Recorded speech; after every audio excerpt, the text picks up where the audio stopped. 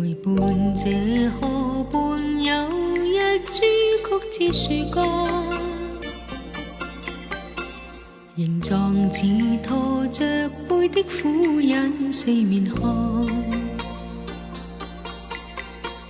而樹裏紅葉每朝總濕似淚眼，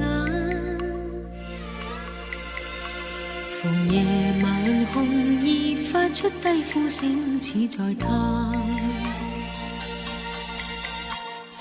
話說到此，無妨讓我一句道破。樹幹與根，原來是個早已心碎的我，曾在這河畔，我的他不告便去，含淚化為樹，我一生等他永未退。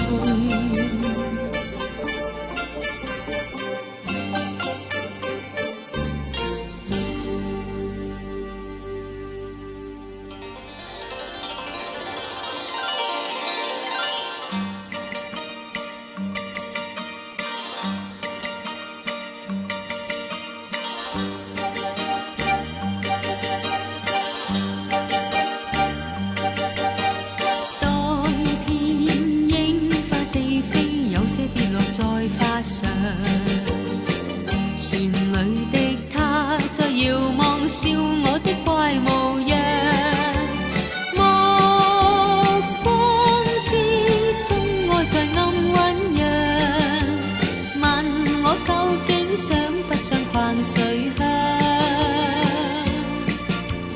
我兩邊隨斜陽翻過千百丈，至月兒掛頭上。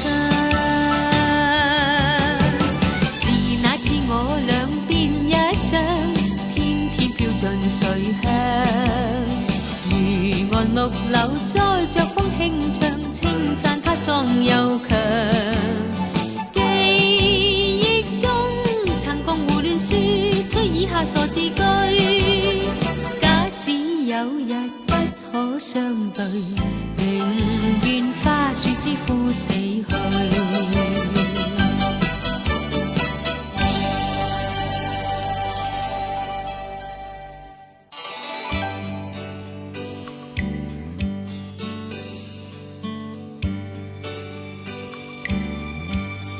細細雨點，細細雨點，灑向樹幹上，仿似淚那樣。他已逝去10年，比我懂過10年。天再沒有亮，黑暗在世上，留下我獨蒼老，軀殼亦偏樹頭。長在那岸邊看，等他再經過。從前話句